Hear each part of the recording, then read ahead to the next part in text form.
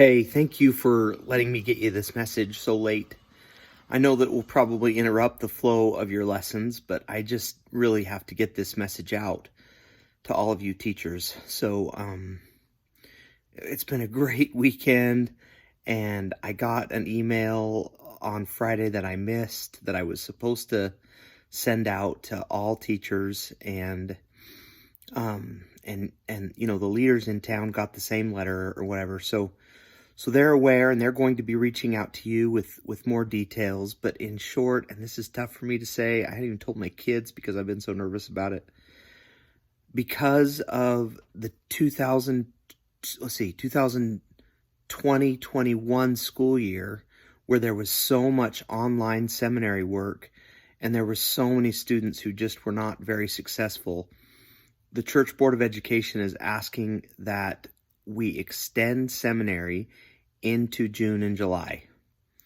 Now, it's just a 3-day program or a 2-day program. It will still be early morning seminary, starting at 6 for all students, and the students can choose if it's a Monday, Wednesday, Friday, or they can do the 90 minutes on Tuesdays and Thursdays. But all students need to participate in order to be able to, I guess the Church Board of Education, the First Presidency just feels like some of the mastery that could have happened during that school year just was missed. And so the curriculum is coming, but at some point you need to start to let your students know that seminary, June and July, on either Monday, Wednesday, Friday, and Tuesdays and Thursdays.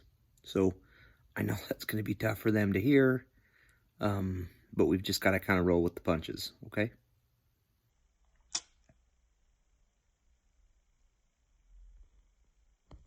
Just kidding. Happy April Fool's Day late. Hey, do I still have your attention?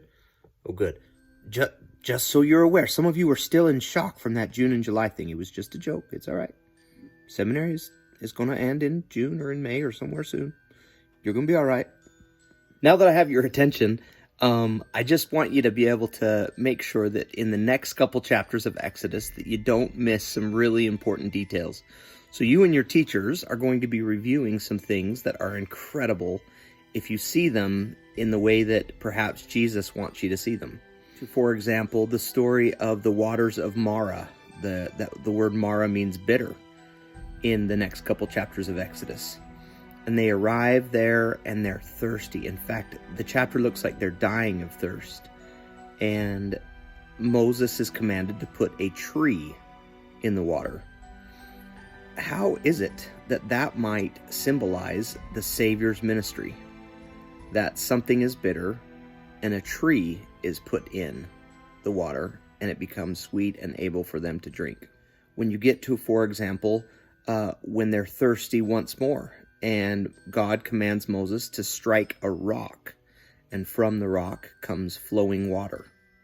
How does that symbolize a part or some of what Jesus does and is doing in his ministry? How does the cloud by day and the pillar of fire by night symbolize Jesus and his ministry? So how about manna? Well, this gift from heaven that just comes down from heaven because the people are hungry and they don't have any food out there while they're wandering in the wilderness, and it's gonna stay with them for 40 years. How does that symbolize Jesus and a part of his ministry? And don't stop looking for that. Quails are going to come into the camp and just fall, and the people are going to be able to have quail meat to be able to eat. How is that similar to what Jesus is doing and has done? And don't just say, oh, well, that reminds me of Jesus. Really ponder it and see if you can identify certain parts of who Jesus is and his characteristics and his ministry in these Old Testament stories. I promise you, your Old Testament experience will be deeply enriched. Thanks, brothers and sisters, and thanks for letting me kid you.